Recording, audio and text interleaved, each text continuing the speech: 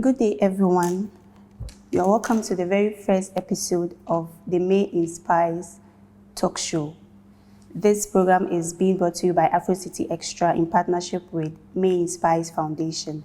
And this talk show is not just here to entertain you, but also to inspire you, as the name goes. We have with us a very wonderful guest who is going to do just that. His life is very remarkable. That's why he's here today. Yes. So I'm just going to read a very nice but short intro about him. Then we dive into asking him questions about his life. And I'm sure that by the time we are done, you are going to be inspired. Mr. Prince Dominion is passionate about driving social impact through youth empowerment, leadership, education, and policy, and has dedicated his journey to creating opportunities that transform lives and communities. As the founder and executive director of Bwaunia Initiative, a youth-led non-profit, he leads efforts to empower young people through education and skills development, impacting over 2,000 individuals through mentorship, training, and support programs. He also serves as the lead consultant at Pedex Educational Consult, where he equips students and young professionals with the right tools to excel in academics, careers, and graduate school applications, bridging the gap between local potential and global opportunities.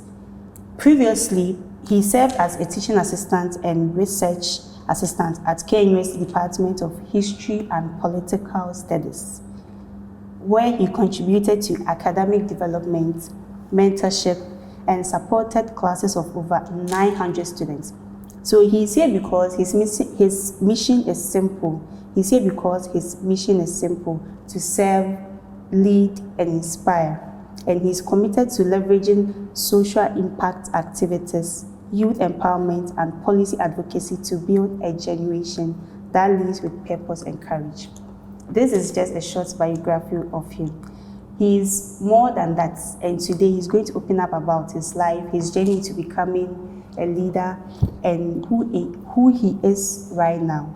So, Mr. Prince Dominion, you are very much welcome. Thank you so much. Thank you for having me. Yes, thank you for answering our invitation. You're welcome. I'm glad to be here. Thank you. So my very first question is, who is Prince Dominion? If the name comes to mind, who is he? That gives me a lot of opportunity to say a lot, but I'll make it very brief. Sure.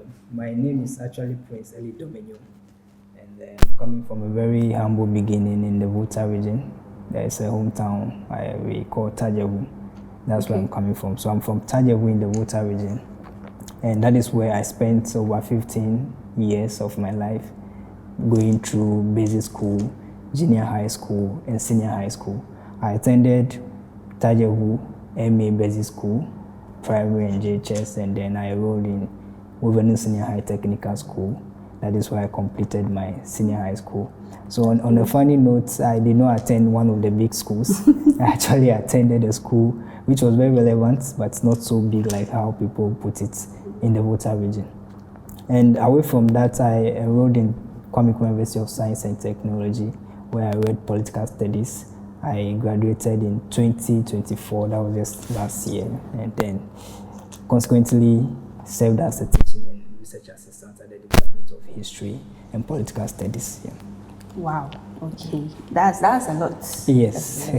And with your profile on LinkedIn, it says 2x founder and consultant. Can you tell us about that? Okay, so 2 times founder and consultant. It's actually 2 times. Yes, 2 times. So okay. That's basically how you put it when you have at least 2 entities that you are managing. So I founded the Bwaunia Initiative, which is a non-profit organization. And then I'm also the founder for the Pedex Educational Consult, which is more or less like a business entity, but also empowering young graduates and students who want to travel outside Ghana to study abroad. Yeah. So that's what, when you put it together, it makes it a 2 times founder and then a consultant. Yes. Now I get it. Yes. Now I get it. Okay. Before we continue, he has over 6,000 followers on LinkedIn. Hey, it's not easy to have such followers. Right now, myself, I'm even trying to get there. Okay, so Mr. Prince, me, I know that you were a student leader on campus. Yeah. Yes. So tell us about your journey on campus, on Kenya University campus, and how it was. Now journey in the city and everything. Okay, so my journey into leadership actually started in basic school. Okay. You know, basic school, the first position I held was a sports prefect. So I was elected as, or let me say I was given, because I was playing football at that time. I was a very good footballer at that time. And so I was given the sports prefect in basic school, where I served for some period. And when I moved to, I think, junior high, when I finished junior high, that was so. But in senior high school, I was elected the head prefect. And so from sports prefect to head prefect, exactly. And then when I came to uni, and so the passion to lead has always been there. You know, any opportunity that I can make sure that I positively influence people to achieve a common goal, I make sure that I put myself in those positions. So in KNUST, I realized I could also, do the same impact, or I could also influence people to achieve the common good. So I contested for the Department of Politics or History. That was actually the president for the Political Science Student Association. Oh, first year or second year? That was my second year. Second year, okay. Yes, but before then, I was elected as the Public Relations Officer for the Political Science Students Parliament. That was in first year. That was first year. So early first year, I was already holding leadership positions in school. So in second year, I moved on to campaign for the presidency. That was for the Political Science Students Association. And I won. And so the journey started from there, gradually evolving into a student leader, like we refer to it. And in third year, I contested again for the presidency of the that was the College of Humanities and Social Sciences Students Association. And before you even continue, a lot happened. It's about elections, campaign, and all that. So I could deep Okay, that means you're asking me to go into student politics. Exactly. Great. What even motivated you to move from being president for political science students, say college, a whole humanities, one of the biggest college in West Africa, I believe. Yes. What gave you that motivation to move from being political science student president, say College of Humanities, for a president? I think it's a motivation number one, the passion to lead. Okay. Right. And I don't know how other people feel, but when you are passionate about leadership, it gives you some relentless and restless attitude where you always want to lead other people, right? So after serving as the president for the Political Science Student Association, I realized there's more I could offer the college. And I was in second year by then, right? So there was like 2 years ahead of me, which also gives me some couple of years to offer more to the students on a larger scale. So that was one reason why I moved into contesting for the presidency. And the other will also have to be with identifying problems, right? For student leadership, I always say that if you don't know why you are contesting for the position, then you shouldn't contest. Oh, okay. Right, so if you are going for a position as a student leader or aspiring student leader and you don't know why you are aspiring, then you should not do it. Because you have to be able to identify a problem or two and say that I want to contest for this position to solve this problem. These problems. Exactly. Right. So in that case, you might have served in other positions, but realizing that there's a problem you want to solve, then you aspire to become the president or any other portfolio and aspire for it. So I realized there were issues in the college that from a student leader perspective, I could have solved, or when given the mandate, I can rally my colleagues to solve those problems. So that is also one of the reasons why I contested. Yeah. Wow. To solve problems at the student level. Exactly. Okay. So me, I was around. Okay. I think that time, Nami was saying, was it first year or second year? Yes. And it was a very fierce contest, I must say. Very, very fierce. And we'll be our witness here, be attested to the fact that it was a very fierce contest. And everyone knew Prince Dominion. So what happened? Right? When you're asking me what happened, it's like asking why I did not win the election. Exactly.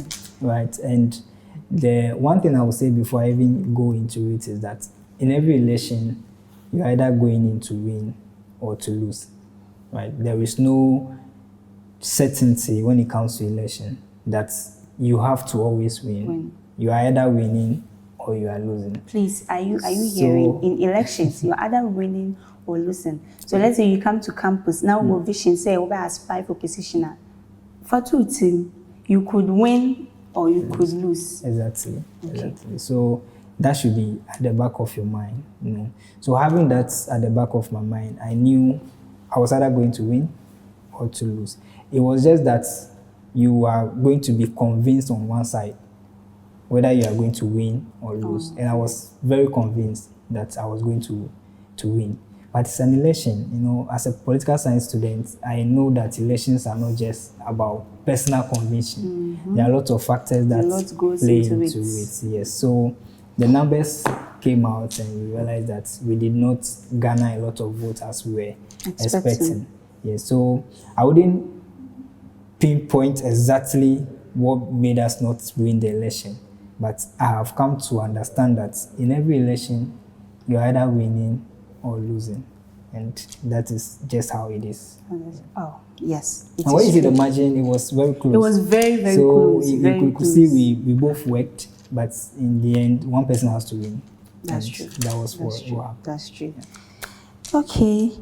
Let me ask about the Bwawunya initiative. Okay. Because, as I said, being on campus, I had heard of it. And I want to know what it was back then and what it is now, because you are still doing it. Yeah. Yes. So can you tell us more about it? Okay, so let me give you a backstory about Bwawunya initiative. Throughout my life, my educational journey, I was really helped. And I'm saying that I was sponsored, people paid my school fees, people supported with books and all those things. So when I came into tertiary, which was also by the help of people who came together to push me or paid for my school fees, I thought of doing something to give back to society or pay it forward to other people. But then it was not in a bigger capacity. So I thought of doing tutorials for colleagues, students, and all that. And that idea came after our first semester exam. When we finished the first semester exam, I realized we were having challenges with CSM, that's Introduction to Computers, Statistics, and Com Skills, and some political studies courses. So I called my colleagues, Bernard, Evans, and a couple of them. I can't mention all of them here. But so I called them and we brainstorm, we look at what we can do, and we decided to come up with tutorials. And then we went for the name Bwawunya. So from second year, that was in 2022, so now the initial approach was to do tutorial for students. Right? So that was the starting point. The starting point. Okay. And from 2022 to 2023, we organized 7 sessions. So one tutorial every semester, another one the second semester, and 7 sessions we were able to reach over 1,500 students.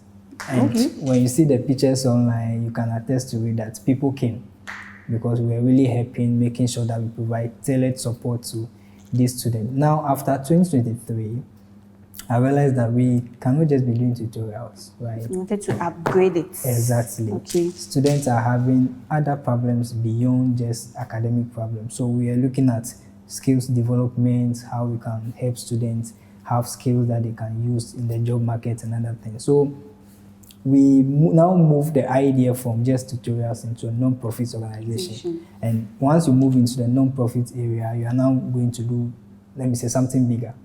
Your impact will have to go beyond just, and so that is where we decided to now do workshop on research. We decided to reach out to junior high schools and conduct climate and educational sustainability education, do tree planting, embark on library renovation and all that. Wow. Yeah, so we have evolved from just tutorials into now running it as an NGO in that case. Yeah. Wow. This means a small idea can grow into something big. Exactly. Once you have perseverance, and determination. Yeah. Okay. Then we have Pedex Educational Consults. Please tell me about that too. So Pedex is like the new baby. That's how people put it when they come up with ideas. Right after completing my undergraduate studies, I was looking for business ideas, what I could do. And I want to state that skills pay, right? Skills pay. Yes. Right. If you don't have a skill now, ask yourself, what can I do to get paid? And so I write. I know how to write very well. And I know how to give ideas to people. At least I can offer ideas that will help. So I sat down and I asked myself, if I know how to do these things, how can I do it and get paid? Right? And I was a student leader from high school to tertiary. I've been the head of the KNUST Students Academic Board. Yes. And so I've been able to see the problems or listen to the problems that students face. And beyond just the corridors of KNUST, there are students who are aspiring to go beyond just KNUST. So I decided to now put these ideas together and have an educational consultancy where I am writing CVs, I am consulting for students to have their study abroad journey very smooth, and I'm also helping students or researchers who are conducting research, because we also do thesis support and all that. And so that skill of writing, giving people ideas, is now what has turned into the Pedex Educational Consult, which is now like, it's a business that is being run. We've been running for over a year now. We are registered in Ghana, and we've supported a couple of students to travel outside the country and have their study abroad dreams, and we are still doing. So that is what we are doing. Yeah. Wow. Please, you heard him right. So in case you have any vision of traveling abroad, right? Yes, Pedex Educational Consult is here for you. You also help in research, thesis, dissertation. We provide all those supports. And so all that. in case of anything, he's your man. Once we are done, he will leave his business contacts with us so that you can reach out to him at any time. So Prince, tell us something we don't know about you. Well, I don't really think... Yeah, so in a way, you say, tell us something we don't know about you. Yes, something that's the normal person would never guess is what Prince Dominion does, or is who Prince Dominion is. Okay. Yes. Okay. Yeah, I think that varies, right? And even as we are speaking, there are a couple of things that I do that I've not mentioned. Some people do not even know that my name is Ellie. And so when you say I should mention something, people don't know.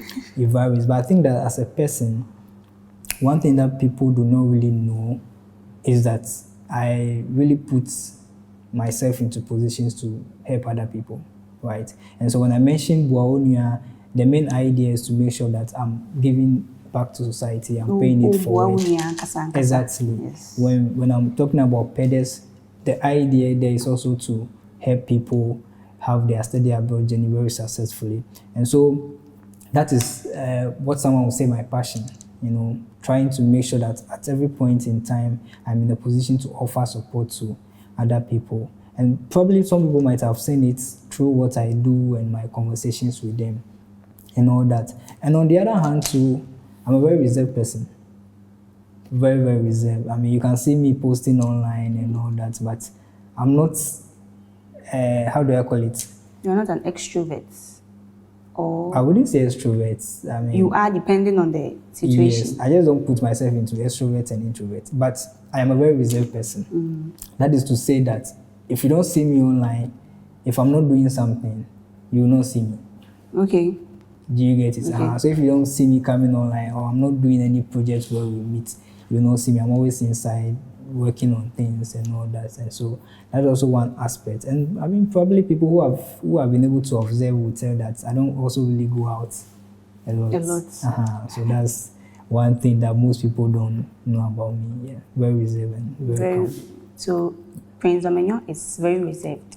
Yes. Yes. So before we continue, I'd like to remind you that this program is being brought to you by AfroCityXtra in partnership with May Inspires Foundation.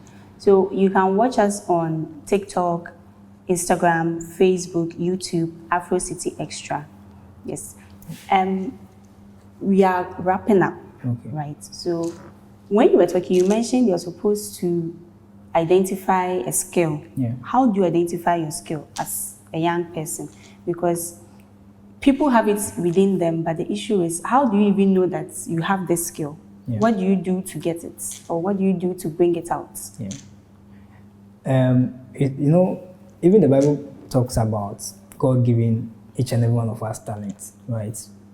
We all have skills within us. We all have talents within us. There is something that Mavis can do that I cannot do. There's something I can do that Mavis cannot do. But the problem is how to identify it. Right? Yeah. Now, if you embark on a journey of identifying your skill, it can be through training. So you realize that you can write. So you go into training, you are going to be trained to be able to write. Then you now realize that, I can even write more than I used to. It can also be through mentorship, right? You identify that you are good at public speaking, but you are just not too sure. So you go under someone who is already doing public speaking. The person will mentor you. Through the mentorship, you begin to realize that, okay, I can do more than I used to do. So mentorship is one key. Mentorship and training. And training. It helps you identify skills within you more than you can offer. And I'm glad to say that I mentioned that I write, right? Yes. But through mentorship, I had the opportunity to write for dignitaries. And so I realized that, my writing is not just for me and my friends. I could also write for big men. Big people. Exactly. Yes. And so that has helped me and giving me the confidence and the exposure that I can do more than me. So training, mentorship, and sometimes self-development, right? That is also one thing. No matter the skill that you have, there are books you can read to sharpen it, to identify it. Books. Self-development. Okay, kindly give us some so that we can go and check it out. I can't remember the author of this book, but there's a book on inner strength. Okay. Right, identify inner strength. You can read such books, listen to podcasts, and then you'll be able to identify some of these things, right? And so the whole idea is you trying to get insight into what you have by listening to what other people are doing. Okay. Right? So we are in an ecosystem where people are already doing what you want to do. Yes, that's true. So you should be able to learn from them, watch them, listen to them, and learn all that. And it's not a one moment journey where you wake up one day, you identify your skill. Sometimes you can even start learning about a skill and later you realize that that's not your skill. Let me use myself as an example. Okay. I used to play football very well. And those who knew me, like who still know me. You even mentioned that now you're sports prefect. Exactly. Okay. Right. But along the line, that is not actually what I'm more interested in doing. I've evolved, right? So now I have to polish another skill that I've identified within me and then work on that. So you don't have to be too hard on yourself that, I only know how to do this, I don't know how to do that. Probably you can evolve, learn something, later on add up and all that, and you become an all-round person at the end of the day. So basically, you have to explore in order to find your skill. Yeah. So you have to through mentorship, training, watch podcasts, videos on YouTube. As he said, there are people doing what you want to do, and they're saying that there's nothing new under the sun. Exactly. Yes. So, Prince, would you tell us some of the challenges you faced as an individual in your leadership pursuits, starting these initiatives? I'm sure it wasn't just something on a silver platter. Yeah. So what were some of the challenges you faced and how you were able to overcome them? That's good. I mean, nothing comes easy, right? Whatever that you want to pursue, you should know that you are going to face challenges. And there's this, I've forgotten her name, but she always say that dream big. Your dream should scare you enough to pursue them. And so whether it's a small dream or small risk, there will be challenges. So if you dream big, then you face the challenges. Now, coming back to my personal story, it hasn't been easy. Right? Every young person who wants to do something meaningful and impactful should know that it's not going to be easy. And unfortunately, if you are not coming from a background where there are resources that you could leverage on to do these things, you are going to face challenges. We make it twice harder. Exactly.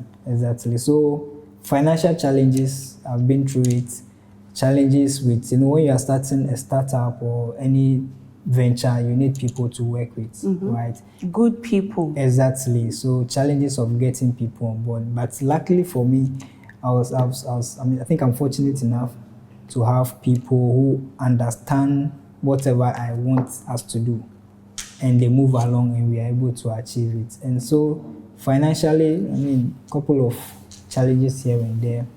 But I also think that one challenge that I face is being able to, I don't know how to put it, but to be able to understand that I have something to do, right? So it's a personal challenge. Exactly. An inner challenge. Right. Okay. I want to point it out because most people feel like because I cannot do something, I cannot do it. Okay. Do you get it? So you have an idea, you want to bring it out, but at the moment, because you cannot do it, you think you feel won't like, be able to do it. Exactly. Oh, okay. So now you are faced with the challenge of overcoming that fear and perception. So whatever I do, I first of all face a challenge of, can I do this? Is it going to work out? What if it doesn't work out? But one thing you need to have is to be resilient. When you are resilient, you have the idea, you have the vision, you want to work on it, and you face challenges either in your mind or in the present physically. But if you put your mind to it that this is what I want to do, you'll be able to do it, and then you overcome it. Yes. And so the challenges vary. They vary from person to person, but personally, these are a couple of them that I've faced along the way, and thank God for good people. And that's it. And I also want to add that if you're a young person, one thing you shouldn't take lightly is prayer. Exactly. Because sometimes there are some challenges that people cannot solve for you. You have to go on your knees and pray to God, ask for direction and discernment, and God will give you that for you to be able to do a lot of things. And if not for prayer and for God, there are a lot of things that I wouldn't be able to do. So every young person should pray. It's not everything that is physical. Life is spiritual. Life is spiritual. Yes. It's not everything that is physical. So pray, go on your knees and pray to your God. Yeah. So was there a time that someone discouraged you? Did you ever feel something like that? Oh yeah, a lot of times. When you are not coming from a good background, that's always a discouragement. I know. The first discouragement. Exactly. Yes. Whatever you want to do, you ask yourself, do I have the means to do this? Right? So that has been the first discouragement for me. There are a lot of things that I want to do. One time I granted an interview to TV3, and the question was on, if not for fear, what would you have done? I said, I would have been a billionaire by now. Yes, because I have risks that I want to take, but for the fear of God, first of all. But the point is that if your background is not so good, not supportive, it's a discouragement. Now, in my journey on the way of becoming whoever I want to become, I've also faced a couple of discouragements. From people? Let me just be specific. When I was aspiring for the president of the Political Science Student Association, someone told me that, you are in second year, why should you go and run for this position? Allow your senior to run. And the person was serious about it, right? So wait for your time, let your senior go. Because I was contesting against a third year person, yes, a student. So I listened, but I didn't take it. Right? Yeah, even though I felt discouraged, but I didn't take it, and I contested and I won.